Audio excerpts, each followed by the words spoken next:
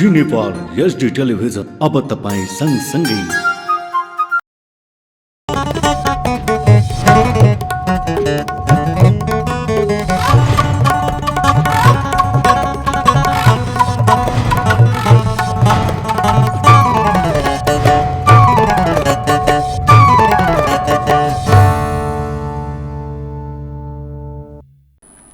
नमस्कार, जी नेपाल न्युजमा यहाँलाई स्वागत छ। म करुणा। सुरु गरौं प्रमुख समाचारका शीर्षकहरूबाट। असोज कृष्ण पक्षको प्रारम्भसँगै हिन्दू परम्पराको पितृपक्ष सुरु। सोह्र श्राद्ध गर्नाले पितृ ऋणबाट मुक्त भइन्छ भन्ने धार्मिक विश्वास।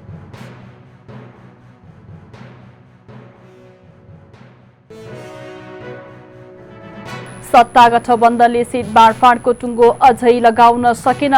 कार्यदलले बुझाएको प्रतिवेदनमा आधारित भएर थप सहमति खोज्ने प्रयास। सोमबार बैठक बसेर अधिकांश विषय टुङ्गो लगाउने जानकारी।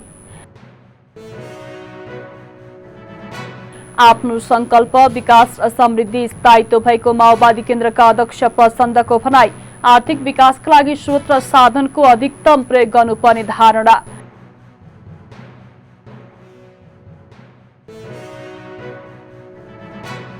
बेलायतकी महारानी एलिजाबेथ द्वितीयको अन्तिम संस्कार अर्को हप्ता गरिने। नागरिकलाई पनि शवपेटिका हेर्न दिइने।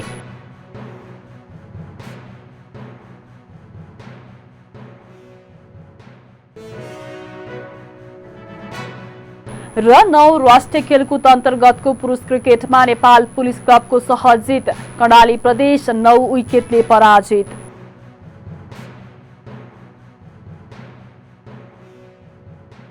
अब समाचार विस्तारमा।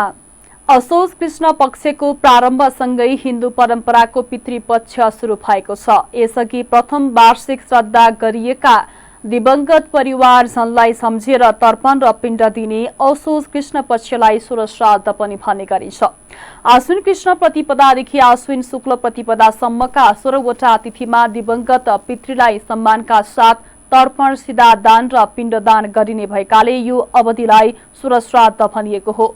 चाडपर्व, यज्ञ तथा ठूला कार्य गर्नुअघि पितृलाई श्रद्धा भक्तिका साथ सम्झिने वैदिक सनातन हिन्दू शास्त्रीय परम्परा अनुसार सोह्र श्राद्ध गर्ने गरिएको हो। टिभी जर्नालिस्ट दिव्या चेम्जोङको एक रिपोर्ट। प्रत्येक वर्ष आश्विन कृष्ण प्रतिपदादेखि सुरु हुने सोह्र श्राद्ध अर्थात् पितृपक्ष आजदेखि सुरु भएको छ। आज प्रतिपदा र द्वितीय तिथिको श्राद्ध गर्नुपर्ने नेपाल पञ्चाङ्ग निर्णायक विकास समितिले जनाएको छ।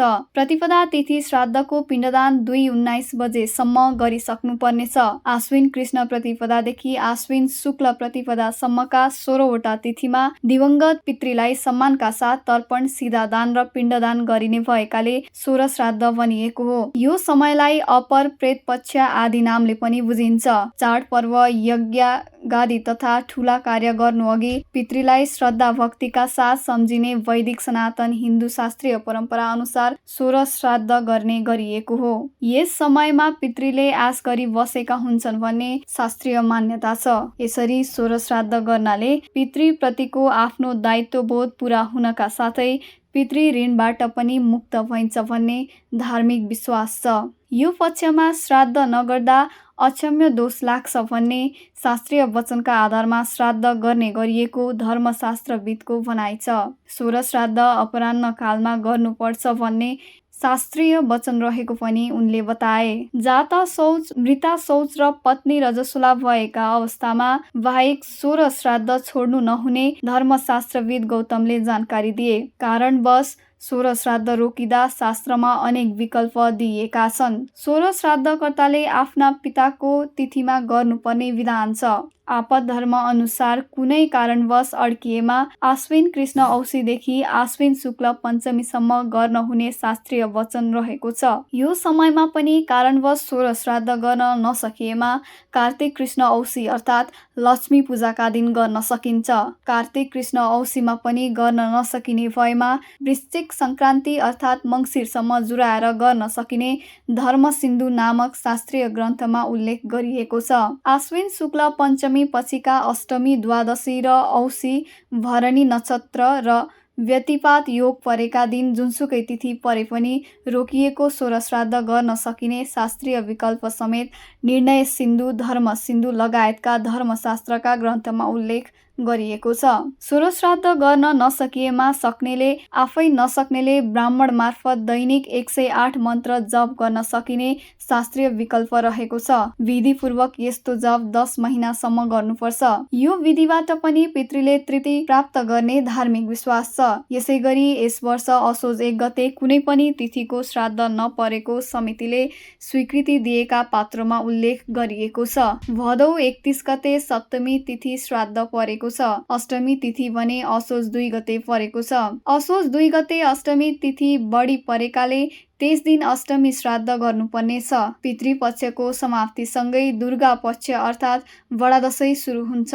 बडा दशैं मनाउनु अघि पितृ तृप्तिका लागि 16 श्राद्ध गर्ने गरिएको धर्मशास्त्रीय मत छ। ठुला पर्व चाड मनाउनु अघि पितृ तृप्तिको कर्म गर्ने वैदिक सनातनी परम्परा छ। जी नेपाल न्युजका लागि दिव्या चेम्जोङ, काठमाडौँ।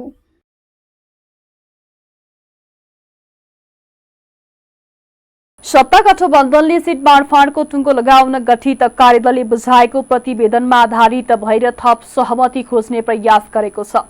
प्रधानमन्त्री निवास बालुवाटारमा आइतबार बसेको गठबन्धन बैठकमा कार्यदलले बुझाएको प्रतिवेदनमाथि छलफल भएको र सिट बाँडफाँडमा नमिलेका विषयमाथि सहमति खोज्ने प्रयास भएको नेकपा एकीकृत समाजवादीका नेता झलनाथ खनालले जानकारी दिनुभएको छ। कार्यदलले केही कुरा मिलाएको र धेरै विषय मिलाउन बाँकी रहेको उहाँको भनाइ छ। खनालले सोमबार बैठक बसेर अधिकांश विषय टुङ्गो लगाउने जानकारी दिनुभएको छ। अब यही तालमेलको बारेमा छलफलहरू गर्यौं।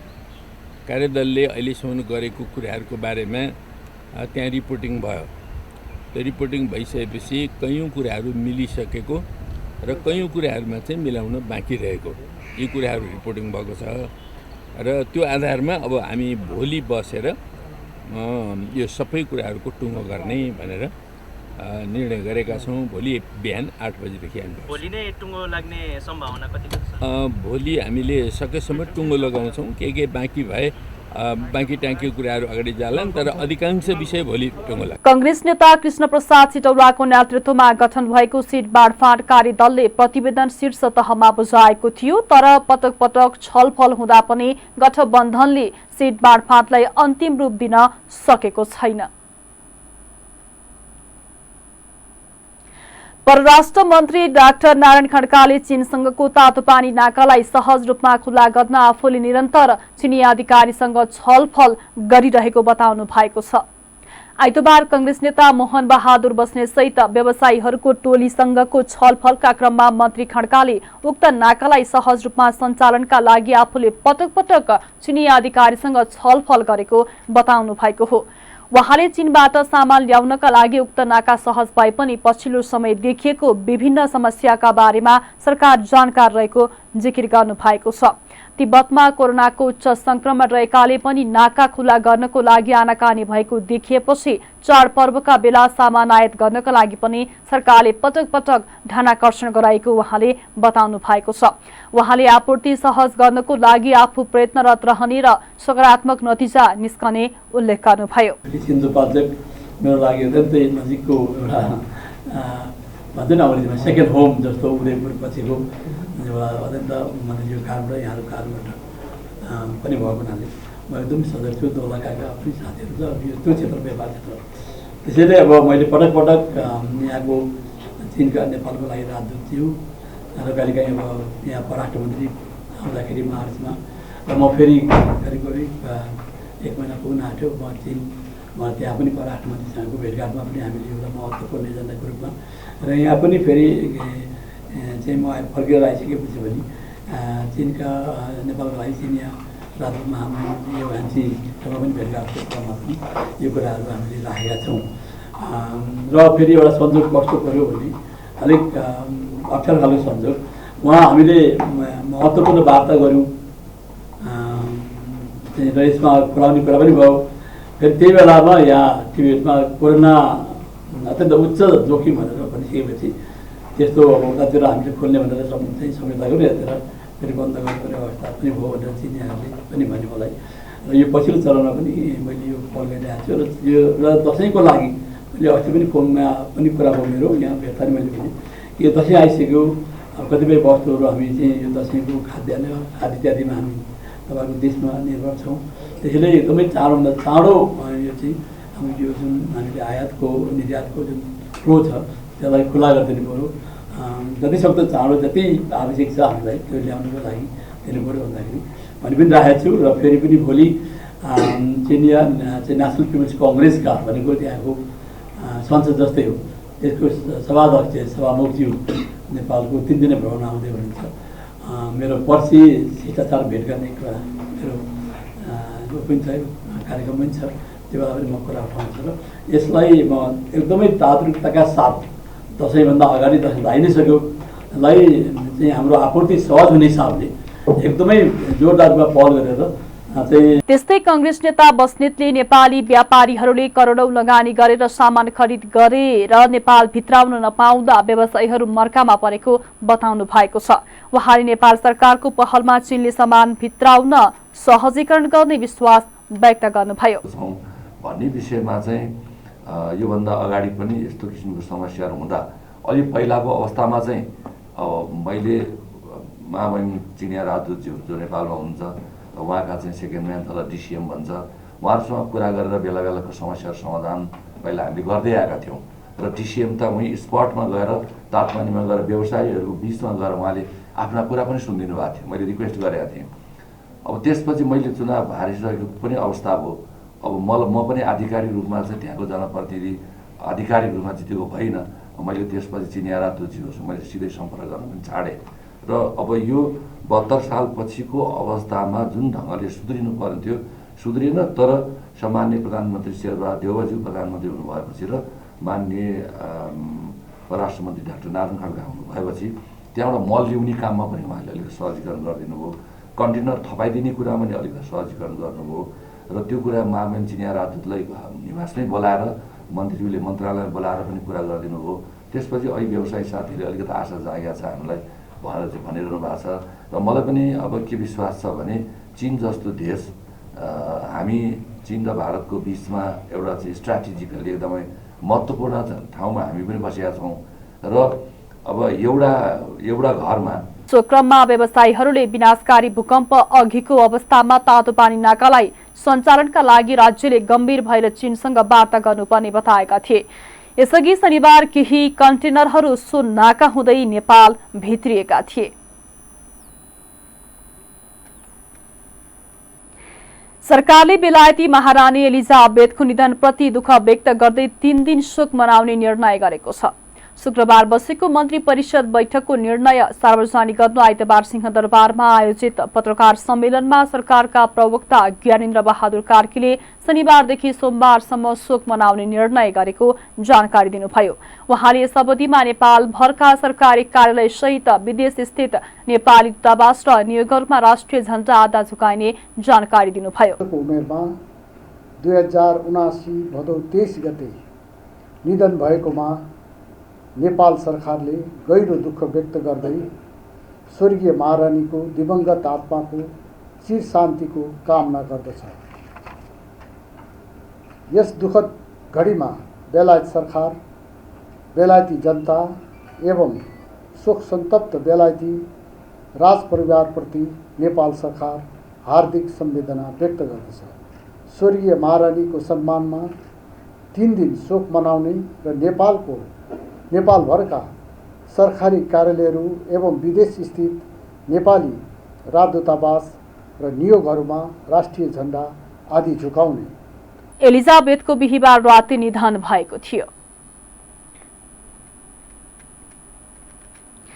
नेकपा माओवादी केन्द्रका अध्यक्ष पुष्पकमल दाहाल प्रचण्डले अब आफ्नो संकल्प विकास र समृद्धि, शान्ति र स्थायित्व भएको बताउनु भएको छ।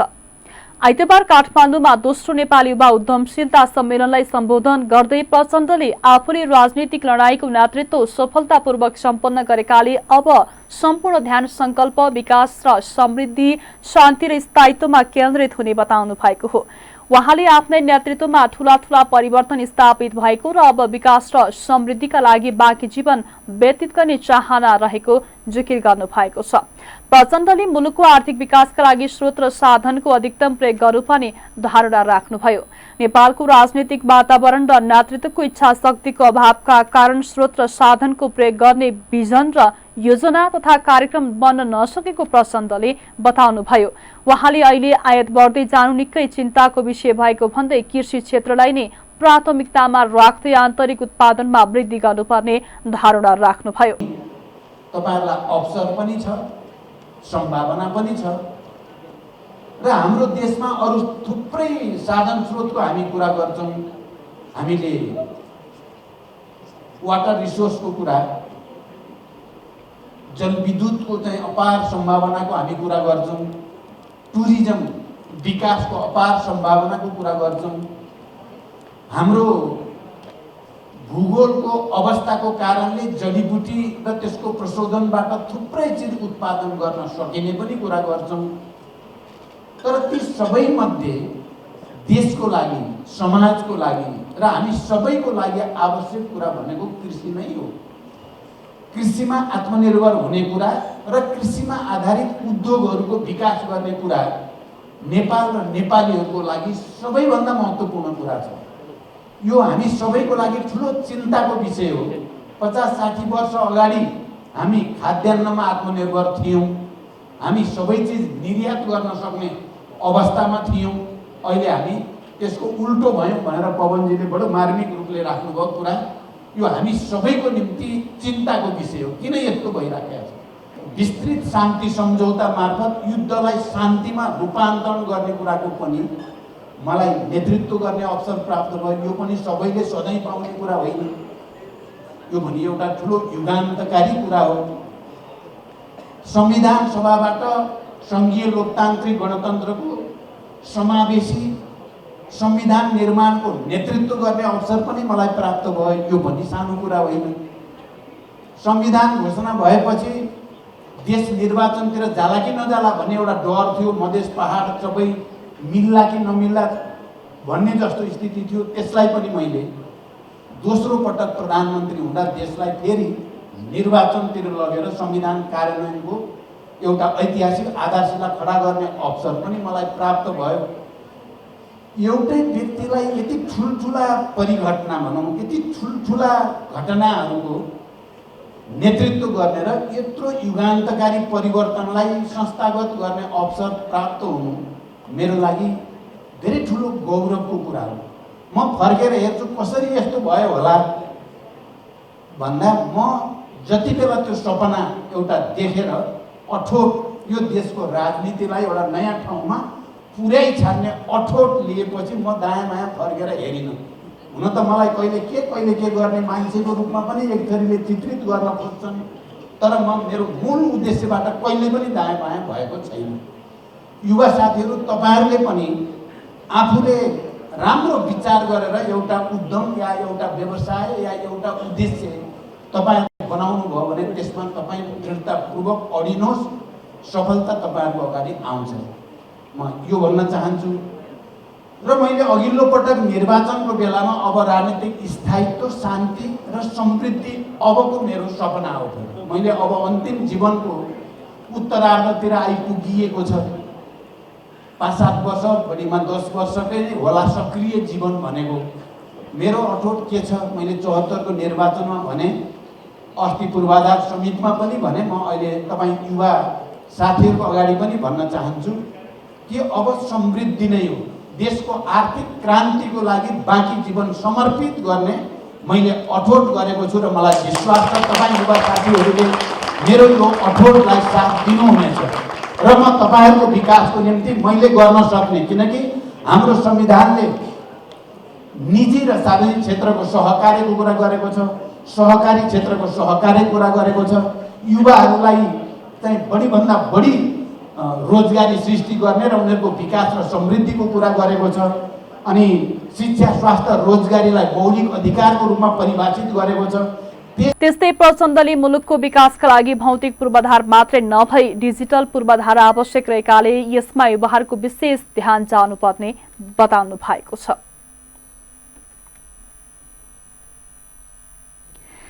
नेकपा एमालेका महासचिव शंकर पोखरेलले देशलाई अहिले गठबन्धन भन्दा बलियो राष्ट्रिय शक्तिको आवश्यकता रहेको बताउनु भएको छ। प्रेस चौतारी नेपाल दाङ शाखाले आइतबार घोराहीमा गरेको पत्रकार सम्मेलनमा महासचिव पोखरेलले देशको विकास र समृद्धिका लागि देशलाई बलियो राष्ट्रिय शक्ति आवश्यक रहेको बताउनु भएको हो। महासचिव पोखरेलले आगामी प्रतिनिधि सभा तथा प्रदेश सभा निर्वाचनले एमालेलाई बलियो शक्तिका रूपमा स्थापित गराउने दावी गर्नु भएको छ। भक्तपुरको मध्यपुर थिमीमा शनिबार राति जिब्रो छेन्ने जात्रा सम्पन्न भएको छ। मध्यपुर थिमीका वीरेन्द्र भक्त गजु श्रेष्ठले जिब्रो छेडेर नगर परिक्रमा समेत गर्नु भएको छ। यहाँ अर्थात् इन्द्र जात्राका अवसरमा शनिबार राति मध्यपुर थिमी स्थित दिगु भैरव मन्दिर अगाडि डबलीमा उहाँले जिब्रो छेड्नु भएको थियो। 10 इन्च लामो सुइरोले जिब्रो छेडेर उहाँले 17 दीपसहितको अर्ध चन्द्राकार भेया बोकी थिमी परिक्रमा गर्नु भएको थियो। यो सँगै थिमीमा बनाउने यया पुनिया मेअप्वा खनेको जात्रा जिब्रो छेड्ने जात्रा गैराती सम्पन्न गरिएको हो। परम्परा अनुसार वीरेन्द्र भक्तले मूल नकर्मी रामभक्त नकर्मीलाई जिब्रो छेड्ने नातो सुइरो बनाउन सम्य बाजी सहितको पूजा दिएर आग्रह गरेपछि 3 साता अघि नै नकर्मीले जिब्रो छेड्ने सुइरो तयार गरी शुद्ध तोरीको तेलमा डुबाएर राखेको 10 इन्च लामो सुइरो राखिएको थियो।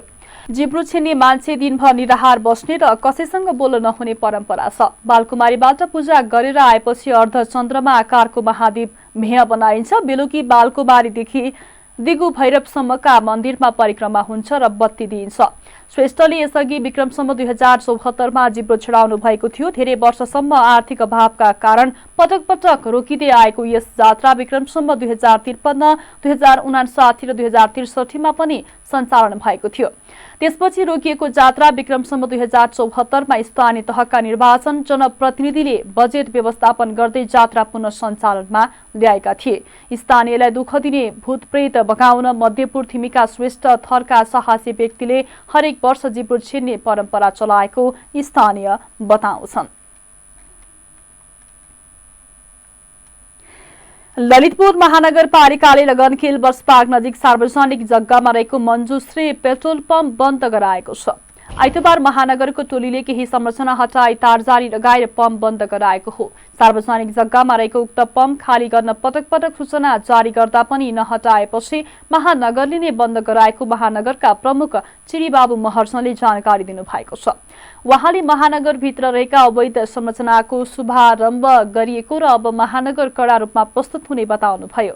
उहाँले आफूले पहिलो कार्यकालको दोस्रो वर्षदेखि नै अवैध संरचना हटाउने काम सुरु गरेको भन्दै ललितपुर महानगरमा बालेन शाहको कामको कुनै प्रभाव नपरेको जिकिर गर्नुभयो।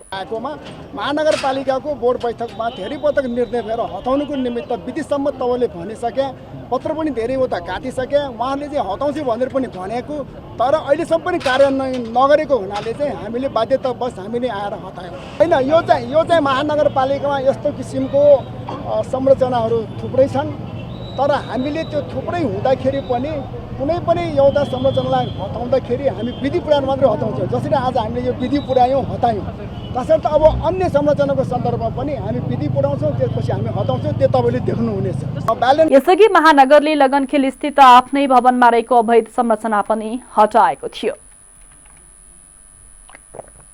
नेपाल तालिम तथा रोजगार व्यवसायी महासंघले तालिममा एकरूपता कायम गर्न आग्रह गरेको छ। अहिले विभिन्न तरिकाले सञ्चालन भएका तालिमका कार्यक्रम एक द्वार मार्फत गर्न महासंघले आग्रह गरेको हो। तालिम कार्यक्रम एक द्वार मार्फत पूर्ण रूपले प्राविधिक शिक्षा तथा व्यावसायिक तालिम परिषद सीटीभीटी वा सम्बन्धित निकायमा आबद्ध संस्था मार्फत मात्र सञ्चालन गरिनुपर्ने महासंघको माग छ। नेपालमा अहिले उपलब्ध जनशक्तिसँग भएको सिपको प्रभावकारिताको विश्लेषण गरेर वर्तमान बजारको माग र भविष्यमा आवश्यक पर्ने दक्ष जनशक्तिको प्रक्षेपण तथा आवश्यकता अनुसार योजना बनाई कार्यान्वयन गर्नुपर्ने महासंघले माग अघि सारेको छ। तालिम नभई रोजगारीको सिर्जना गर्न नसकिने उल्लेख गर्दै विदेश जानेहरू पनि दक्ष नबनी जाँदा न्यूनतम पारिश्रमिक लिन बाध्य भएको महासंघको ठहर छ।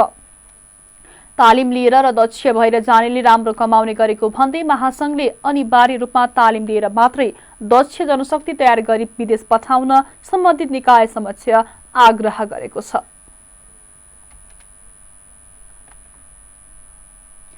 नागरिकता विधेयक खारेज गर्नुपर्ने भन्दै अन्यराष्ट्र बिउले काठमाडौँमा प्रदर्शन गरेका छन्। नागरिकता विधेयक राष्ट्रको हितमा नरहेको र यसलाई खारेज गर्नुपर्ने भन्दै अन्यराष्ट्र बिउले आइतबार काठमाडौँको त्रिचन्द्र क्याम्पस अगाडि प्रदर्शन गरेका हुन्। सो क्रममा उनीहरूले नागरिकता विधेयक खारेज गरे, नागरिकता बेच्न पाइँदैन, दलालहरू होशियार लगायतका नारा लगाएका थिए। अहिलेका नागरिकता विधेयकले विदेशीहरूलाई नागरिकता दिने बाटो खुला हुने भएकाले खारेज गर्नुपर्ने अन्यराष्ट्र बिउको भनाइ छ। यसअघि आइतबार नै नेवी संघले नागरिकता विधेयक पारित गर्नुपर्ने भन्दै त्रिचन्द्र क्याम्पस अगाडि नै प्रदर्शन गरेका थिए। गण्डकी प्रदेश सभाको अधिवेशन अन्त्य भइसकेको भए पनि प्रदेश सरकारले अध्यादेश मार्फत निजामती ऐन ल्याउने तयारी गरिरहेको छ। प्रदेश सरकारमा समायोजन भएर आएका कर्मचारीले 9 वर्षसम्म पनि बढुवा हुन नपाएको भन्दै प्रदेशले अध्यादेश मार्फत भए पनि ऐन ल्याएर बढुवाको बाटो खुला गर्न लागेको हो। स्थानीय तहका कर्मचारीले भने प्रदेशले ल्याउन लागेको निजामती ऐनले बढुवाका लागि प्रतिस्पर्धा गर्नबाटै रोक लगाउन लागेको भन्दै पछिल्लो महिनादेखि नै आन्दोलन गर्दै आएका छन्। स्थानीय तहका कर्मचारीलाई विभेद गर्न र वृद्धि विकासमा निस्तेज पार्ने गरी प्रदेशले ऐन ल्याउन लागेको भन्दै मुख्यमन्त्री तथा मन्त्री परिषदको कार्यालयमा उनीहरूले धरना तथा विरोध गरेका छन्। मुख्यमन्त्री तथा मन्त्री परिषदको कार्यालय हाताभित्रै पम्पलेट लिएर धरना बसिरहेका कर्मचारीले विरोध ब्यानरसहित नाराबाजी गर्न थालेपछि प्रहरीले 5 जनालाई पक्राउ गरेको छ। विरोध ब्यानर निकालेर मुख्यमन्त्री तथा मन्त्री परिषदको कार्यालय, अर्थ र कानून मन्त्रालय रहेको भवनको हाताभित्रै नाराबाजी गरेपछि पोखरा महानगरपालिकाका आर्थिक प्रशासन महाशाखा प्रमुख जयराम पौडेल, सहकारी महाशाखा प्रमुख भरतराज पौडेल, कर्मचारी चन्द्रकान्त तिमरसिन्हा लगायत 5 जनालाई कास्की प्रहरीले पक्राउ गरेको हो भने निजामती कर्मचारीको आन्दोलनलाई पनि प्रहरीले हटाएको थियो। नेपालगञ्ज उपमहानगरपालिकाको न्यायिक समिति सक्रिय बनेको छ। विभिन्न विषयसँग सम्बन्धित समस्याहरूको समाधान गरी पाउँ भनी न्याय निरूपणका लागि परेका निवेदनहरू उप कारबाही सुरु गरेर न्यायिक समितिले सक्रियता बढाएको हो। 2079 वैशाख 30 गते सम्पन्न स्थानीय तहको चुनावबाट नगर उपप्रमुख निर्वाचित भएर आएका कमरुद्दिन राईले न्यायिक समितिलाई सक्रिय ढंगले क्रियाशील बनाउन आफू प्रतिबद्ध रहेको बताएका छन्। उनले न्यायिक समितिमा परेका उजुरीहरू उप नियमित इजलास बसेर समाधानको खोजी गरिने बताएका छन्। प्रत्येक शुक्रबार इजलास बसेर न्याय निरूपण गरिने राईको भनाइरहेको छ। उनी निर्वाचित भएर आएपछि पहिलो पटक गत शुक्रबार इजलास बसेर 5 वटा उजुरी उप आवश्यक कारबाही अघि बढाएको कानून अधिकृत माया शर्माले बताएका छन्। उनका अनुसार जग्गा अतिक्रमण, सार्वजनिक ठाउँमा संरचना निर्माण, पारिश्रमिक नपाएको लगायतका विषयमाथि न्यायिक समितिले विभिन्न निर्णय गरेको छ। छोराछोरीको सहमति बिना मग्नी भएर विवाह रद्द भएपछि सामानको क्षतिपूर्ति दिलाइ पाऊ भनी परेको जुरी उप न्यायिक समितिले छलफल गरी उक्त सामान बराबरको नगद रुपैयाँ उपलब्ध गराउने भएको छ। नेपालगञ्ज 19 का कापुस्कर कुमार यादवले नेपालगञ्ज 13 का जयराम यादव विरुद्ध उजुरी दर्ता गराएका थिए। त्यस्तै नेपालगञ्ज 2 का देवेन्द्र शर्माले नेपालगञ्ज 2 कै लोकेन्द्र अर्यालले बनाइरहेको संरचना विरुद्ध निवेदन दिएपछि न्यायिक समितिले अमिनबाट नाप जाँच गरी आगामी शुक्रबारको इजलासमा प्रतिवेदन पेश गर्न आदेश दिएको छ। हरेक वर्ष झैं यसपटक पनि चाडपर्व नजिकिएसँगै नेपालगञ्ज बजारमा खासै चहल पहल सुरु भएको छैन। तर सीमापारी रूपैडिहा बजारमा भने किनमेल गर्ने नेपालीको घुइँचो लाग्न थालिसकेको छ। दशैं र तिहार नजिकिएसँगै गत केही दिन यता सीमापारी गएर किनमेल गर्नेहरू बढेको पाइएको छ। रूपैडिहाका अधिकांश पसल अहिले नेपाली उपभोक्ताले भरिभराउ छन्। जताततै नेपाली उपभोक्ता देख्न सकिन्छ। सधैँजसो नेपाली उपभोक्ताले भरिने रूपैडिहामा चाडपर्व आउन भन्दा केही समय अघिबाट त थामी नसक्नु भीड हुने गरेको सीमापारीका व्यवसायीहरूले बताउँछन्। अहिले दैनिक सयौंको संख्यामा नेपाली उपभोक्ताहरू सामान खरिद गर्न आउने गरेको रूपैडिहाका व्यवसायी ओमकार वैश्यले बताएका छन्। उनले नेपालगञ्जबाट मात्र नभई कोहलपुर, राजा, खजुरा, बर्दियाको बाँसगढी, भुरीगाउँ र दाङ तथा सुर्खेत सम्मबाट खरिदका लागि नेपाली उपभोक्ताहरू आइरहेको बताएका छन्। चाडपर्वका लागि किनमेल गर्न रूपैडिहा पुगेकी नेपालगञ्ज 11 किफिरदौस जहाँ खानसँग प्रतिक्रिया माग्दा उनले नेपालगञ्ज भन्दा यहाँ धेरै सामान सस्तोमा पाइने भएकाले नै आएको बताएकी छिन्। रुपैयाँमा दैनिक नेपाली उपभोक्ताले कतिको माल सामान किनमेल गर्छन् भन्ने किन तथ्य नभए पनि अन्य समयमा दैनिक 3 करोड बढी र चाडपर्वको बेला दैनिक 5 करोड बढीको कारोबार हुने गरेको नेपाली व्यापारीहरू बताउँछन्। सीमापारीको बजारमा भिड भए पनि नेपालगञ्जमा पनि अझै खासै चहल पहल र व्यवसाय सुरु नभएको व्यवसायीले बताएका छन्। गुल्मीमा चितुवाको आक्रमणबाट एकजना घाइते भएका छन्। चितुवाको आक्रमणबाट रेसुङ्गा नगरपालिका 6 निनिचौर बस्ने वर्ष 30 का एम बहादुर कुबर घाइते भएका जिल्ला प्रहरी कार्यालय गुल्मीले जनाएको छ। आज बिहान आफ्नै घरमा रहेको कुखुराको फार्ममा जाने क्रममा अचानक चितुवाले कुबरलाई आक्रमण गरेको थियो। चितुवाले आक्रमण गरेपछि कुबर र चितुवा बीच केही बेर घम्साघम्सी भएको थियो। चितुवाले आक्रमण गर्दा कुबरको हात र खुट्टामा चोट लागेको छ। कुबरले प्रतिरक्षा गर्दा चितुवा मरेको छ। चितुवाको आक्रमणबाट घाइते भएका कुबरको गुल्मी अस्पताल तमघासमा उपचार भइरहेको र स्वास्थ्य अवस्था खतरामुक्त रहेको गुल्मी अस्पतालका मेडिकल सुपरिन्टेन्डेन्ट डाक्टर उत्तम पाचीले जानकारी दिनुभएको छ। पछिल्लो समय देशभर डेंगू संक्रमितको संख्या उकालो लागिरहेको छ। डेंगू संक्रमण फैलिएसँगै यसको उपचारका बारेमा अनेकौं भ्रम फैलिँदै गएका छन्। डेंगू रोग निको हुन्छ भन्दै विभिन्न एन्टिबायोटिक र दुखाइ कम गर्ने औषधि सेवन गर्ने बिरामी पनि बढ्दै गएका छन्।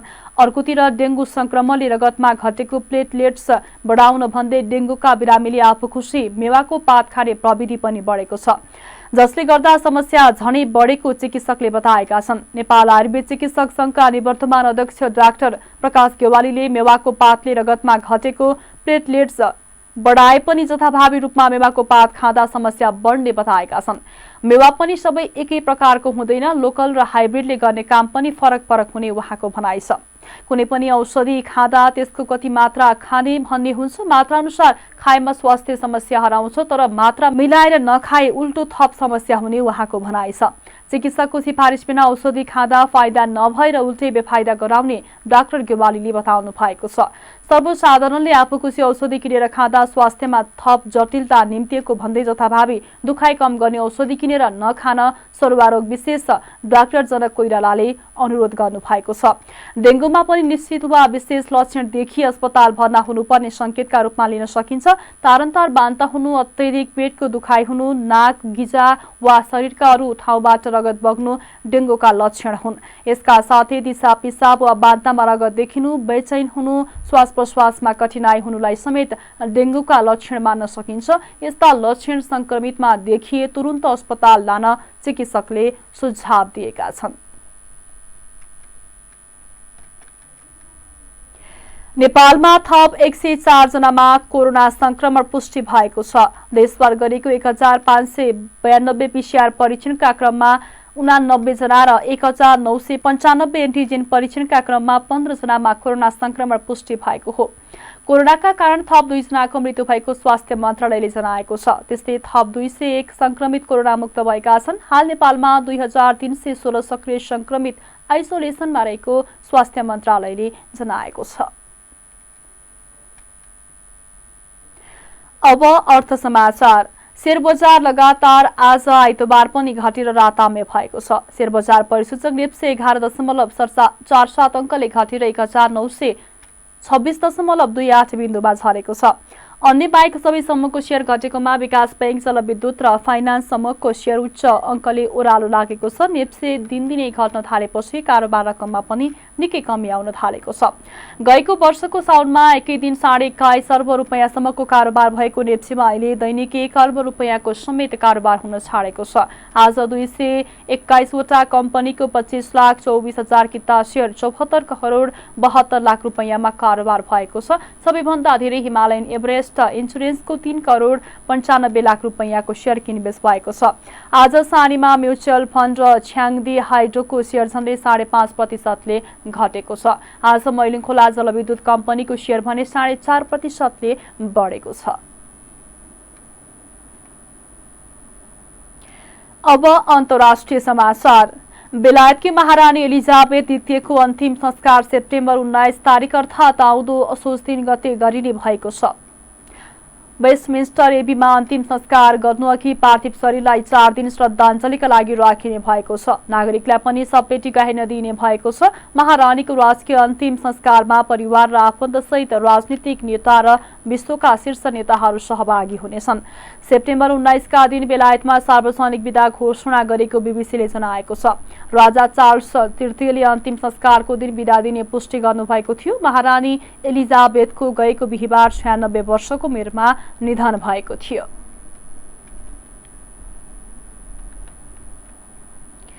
अब खेल समाचार। नेपाली राष्ट्रिय फुटबल टिमका प्रमुख प्रशिक्षक अब्दुल्लाह अल मुताइरीले राजीनामा दिएका छन्। अल मुताइरीले आइतबार सामाजिक सञ्जाल मार्फत आफ्नो नेपाली टिमसँगको 525 दिनको यात्रा टुङ्गिएको बताएका हुन्। उनले नेपाली टिमसँगको यात्रामा खुशी, दुःख, आनन्द र पीडा सबै महसुस गरेको जनाएका छन्। ब्यास युवा क्लबको आयोजनामा असोज 3 गतेदेखि तनहुँको दमौलीमा 9A साइड फुटबल प्रतियोगिता आयोजना हुने भएको छ। क्लबले आइतबार काठमाडौँमा पत्रकार सम्मेलन गरी फुटबल प्रतियोगिता असोज 3 गतेबाट 10 गतेसम्म हुने जानकारी दिएको हो। दमौलीको बीपी वन बाटिकाको मैदानमा आयोजना हुने प्रतियोगितामा कुल 42 टोलीले सहभागिता जनाउने क्लबका अध्यक्ष मिनबहादुर गुरुङले बताउनु भएको छ। नकआउटको आधारमा सञ्चालन हुने प्रतियोगितालाई अखिल नेपाल फुटबल संघ एन्फाको प्राविधिक सहयोग हुने उहाँले बताउनुभयो। ब्यास नगरपालिका वडा नम्बर 3 मा रहेको एउटा खेल मैदान छ, बीपी वन बाटिकासँगै त्यही खेल मैदानमा गर्दैछ। खेल मैदानको नाम होला बीपी वन बाटिका खेल मैदान। हजुर, प्याराफिट छैन सर, अहिले अन्डर मेन्टेनेन्समा चलिरहेछ ग्राउन्ड चाहिँ। अनि त्यही 3 गतेबाट 10 गतेसम्म जिल्लाहरूबाट बाहिरी जिल्लालाई पनि हामीले फोकस गरेका छौँ। प्रतियोगिताको विजेताले 1,11,111 रुपैयाँ, दोस्रो हुने टोलीले 55,555 पाउने आयोजकले जनाएको छ। विभागीय टिम नेपाल पुलिस क्लबले 9 राष्ट्रिय खेलकुद अन्तर्गतको पुरुष क्रिकेटमा सहज जित निकालेको छ। आइतबार भएको खेलमा पुलिसले कर्णाली प्रदेशलाई 9 विकेटले पराजित गरेको हो। कृतिपुर स्थित त्रिवी क्रिकेट मैदानमा कर्णालीले दिएको 86 रनको लक्ष्य पुलिसले 10 ओभर 4 बलमा मात्र 1 विकेट गुमाएर पूरा गरेको छ। पुलिसका लागि सुनिल धमलाले 44 तथा कुशल भुर्तेलले अभिजित 39 रन बनाएका छन्। कर्णाली प्रदेशका प्रकाश जैसीले 1-1 विकेट लिएका छन्। यसअघि पहिले ब्याटिङ गरेको कर्णालीले 19 ओभर 3 बलमा अल आउट हुँदै 85 रन बनाएको थियो। कर्णालीका लागि कप्तान रविन्द्र जङशाहीले 27 रन बनाए। त्यस्तै विपिन रावलले 17 रन बनाएका छन्। पुलिसका लागि दिपेन्द्र एरी र ललित राजवंशीले 3-3 विकेट लिएका छन्। पहिलो जित हात पारेको पुलिसले 2 खेलमा 4 अङ्क जोडेर तालिकाको शीर्ष स्थानमा उक्लिएको छ। कर्णाली प्रदेशको भने 3 खेलबाट 2 अङ्क भएको छ। खेल समाचारसँगै हामी जी नेपाल न्युजको अन्त्यमा आइसकेका छौं। जाँदा जाँदै प्रमुख समाचारका शीर्षकहरू पुनः एकपटक। असोज कृष्ण पक्षको प्रारम्भसँगै हिन्दू परम्पराको पितृपक्ष सुरु। सोह्र श्राद्ध गर्नाले पितृ ऋणबाट मुक्त भइन्छ भन्ने धार्मिक विश्वास।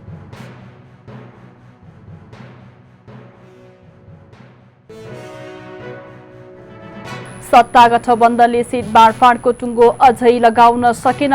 कार्यदलले बुझाएको प्रतिवेदनमा आधारित भएर थप सहमति खोज्ने प्रयास। सोमबार बैठक बसेर अधिकांश विषय टुङ्गो लगाउने जानकारी। आफ्नो संकल्प विकास र समृद्धि स्थायित्व भएको माओवादी केन्द्रका अध्यक्ष प्रचण्डको भनाई। आर्थिक विकासका लागि स्रोत र साधनको अधिकतम प्रयोग गर्नुपर्ने धारणा।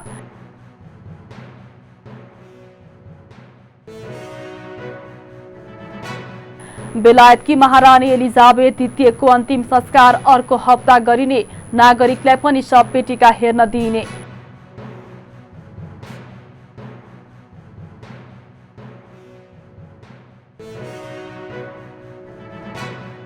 र 9 राष्ट्रिय खेलकुद अन्तर्गतको पुरुष क्रिकेटमा नेपाल पुलिस क्लबको सहज जित। कर्णाली प्रदेश 9 विकेटले पराजित।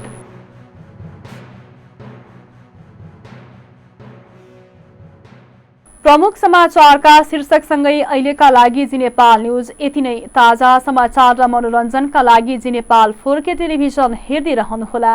नमस्कार।